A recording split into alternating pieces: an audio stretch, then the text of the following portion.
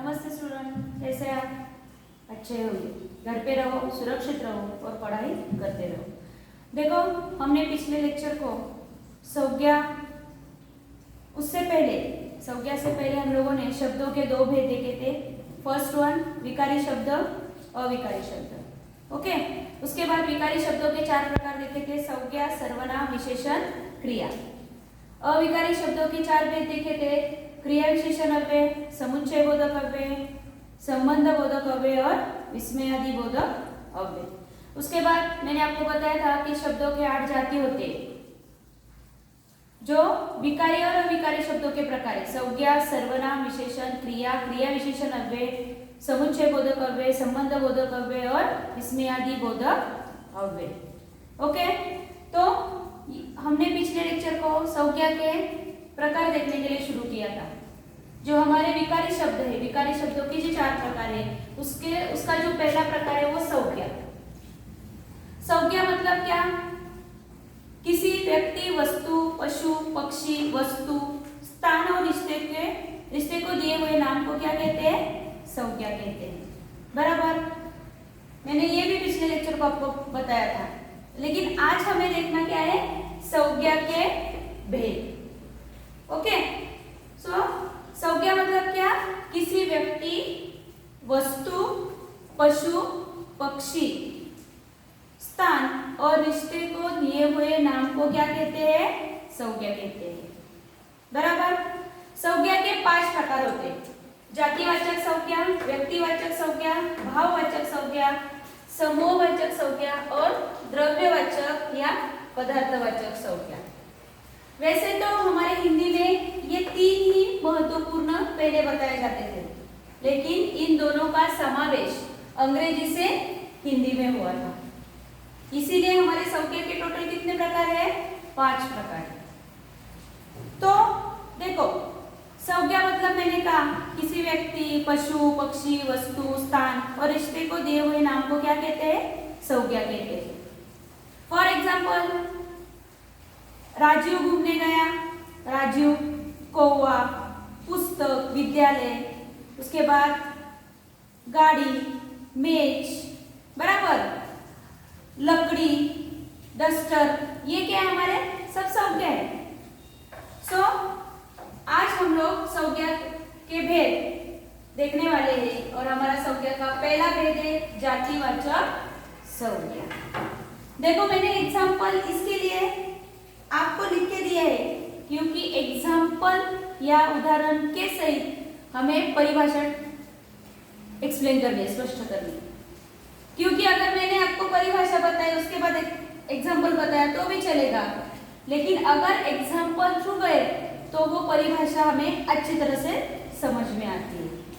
Okay, सो जातिवाचक संज्ञा मतलब क्या? जिस संज्ञा से उसके पूरे जाति या वर्ग का बोध होता है उसे क्या कहते हैं? जातिवाचक संज्ञा। अभी मैंने आपको ये जो सेंटेंस दिए, इसमें भी जातिवाचक, हर सेंटेंस में हर टाइप का जो वर्ड्स है वो है, लेकिन मैंने उसके नीचे अंडरलाइन बनाई नहीं है। क्यों? क्योंकि मैं वो सिखाते समय आपको बताने वाली थी। Do you understand? तो देखो, जातिवाचक संज्ञा, वह भला आदमी है, आदमी, लड़का पुस्तक पढ़ रहा है, लड़का पुस्तक। ओके, अब आपको समझ में आएगा। जिस संज्ञा से उसके पूरे जाति या वर्ग का भेद होता है या बोध होता है उसे क्या कहते हैं? जातिवाचक संज्ञा कहते हैं। देखो, वह भला आदमी है, बराबर, आदमी दिया है, लेकिन पर्टिकुलर आदमी का नाम, स्पेसिफिक आदमी का नाम दिया है क्या? नहीं दिया है। लड़का पुस्तक पढ़ रहा है, एग्जैक्ट या पर्टिकुलर पुस्तक का नाम दिया है क्या? नहीं दिया है। सिर्फ लड़का पुस्तक पढ़ रहा है, वो पुस्तक पढ़ रहा है, लेकिन वो कौन सा पुस्तक पढ़ रहा है पता नहीं। उसके बाद वो भला आदमी है, आदमी वो भला है, लेकिन उस भले आदमी का नाम दिया है क्या? नहीं। तो जातिवाचक संज्ञा मतलब क्या? जिस संज्ञा से उसके पूरे जाति या वर्ग का बोध होता है जातिवाचक संज्ञा कहते हैं। ओके, पर्टिकुलर नाम नहीं दिया जाता, सिर्फ उसके जाति या वर्ग का पता चलता है। फिर भी यहाँ हमें समझ में आता है वो भला आदमी है। आदमी कौन सा भी हो, उसका नाम क्या कुछ भी हो, लेकिन वो आदमी है, इसीलिए ये लड़का पुस्तक पढ़ रहा है, यानी लड़का हो या पुस्तक हो या आदमी हो, यहाँ पे सिर्फ उन्होंने उनके जाति या वर्ग का क्या किया है, बोध करा के दिया है। और इस संज्ञा की परिभाषा वही है, जिस संज्ञा से हमें पूरे जाति या वर्ग का बोध होता है उसे क्या कहते हैं, जातिवाचक संज्ञा कहते हैं। समझ में आई? ये प्रकार समझ में आया आपको? ओके। व्यक्तिवाचक, दूसरा प्रकार कौन सा है, व्यक्तिवाचक संज्ञा। उसके नाम में ही दिया है, जिस संज्ञा से किसी विशेष व्यक्ति, विशेष प्राणी, विशेष वस्तु या विशेष स्थान का बोध होता है उसे क्या कहते हैं, व्यक्तिवाचक संज्ञा कहते हैं। मेरी परिभाषा केयरफुली सुनो, मैंने हर वर्ड्स के आगे विशेष वर्ड्स लगाया है, जो हमने जातिवाचक संज्ञा में देखा नहीं था, क्योंकि ये व्यक्तिवाचक संज्ञा है। और इसमें व्यक्तिवाचक संज्ञा कौन सी है, हमने हिंदी में बातचीत की, हिंदी ताजमहल यमुना के किनारे है। ओके, तो यहाँ पे ताजमहल और यमुना हिंदी समझ में आया? अभी यहाँ पे देखो, हमने परिभाषा क्या बताई थी, किसी विशेष व्यक्ति, विशेष वस्तु, विशेष स्थान या विशेष प्राणी को दिए हुए नाम को या जिससे उसका बोध होता है उसे क्या कहते हैं, व्यक्तिवाचक संज्ञा कहते हैं। बराबर है, सही बात है। हमने हिंदी में बातचीत की, हिंदी क्या हुई, यहाँ पे विशेष भाषा है। अगर हमने यहाँ पे लिख दिया होता हमने भाषा में बातचीत की, तो ये जातिवाचक में आएगा, भाषा में बातचीत की, लेकिन पर्टिकुलर भाषा का नाम दिया था क्या, नहीं, तो वहां पे जातिवाचक आएगा। बट हमने हिंदी में बातचीत की, सो हिंदी हमारी क्या हुई, भाषा हुई, और उसे विशेष नाम दिया हुआ है। ताजमहल यमुना के किनारे है। अभी ताजमहल और यमुना, ताजमहल विशेष स्थान है और यमुना विशेष नाम है।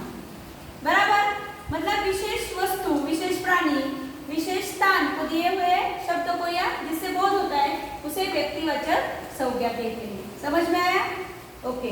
थर्ड, भाववाचक संज्ञा, जिस संज्ञा से हमें किसी भाव का बोध होता है।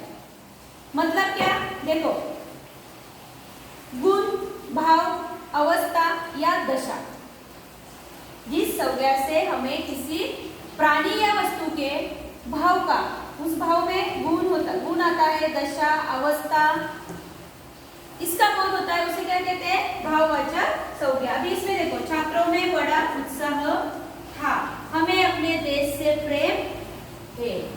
ये क्या है, छात्रों में बड़ा उत्साह था, हमें अपने देश से प्रेम है। ये इनके अंदर जो गुण है, इनके अंदर जो भाव है, उन्होंने यहाँ पे दिखाया है। और ये गुण, भाव, दशा, अवस्था, ये जिस संज्ञा में दिखाया जाता है, जिस संज्ञा से हमें बोध होता है, उसे क्या कहते हैं, भाववाचक संज्ञा। इसके शब्द में ही उसकी परिभाषा आती है, भाव, भावना, इमोशंस, उसे क्या कहते हैं, भाववाचक संज्ञा कहते हैं। ओके, समझ में आया? फोर्थ, समूहवाचक संज्ञा।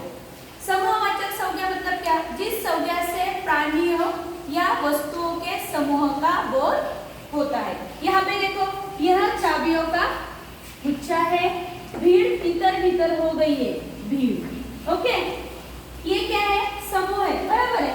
ये चाबियों का गुच्छा है, हम लोग एक कहते हैं ना, तो एक, अगर मेरे पास एक चाबी है तो ये समूह में नहीं, लेकिन मेरे पास बहुत सी चाबियां हैं, मेरे पास बहुत सी चाबियों का गुच्छा है, तो उसे क्या कहते हैं, समूहवाचक। भीड़ मतलब एक साथ बहुत से लोग जब आते हैं उसको भीड़ कहते हैं।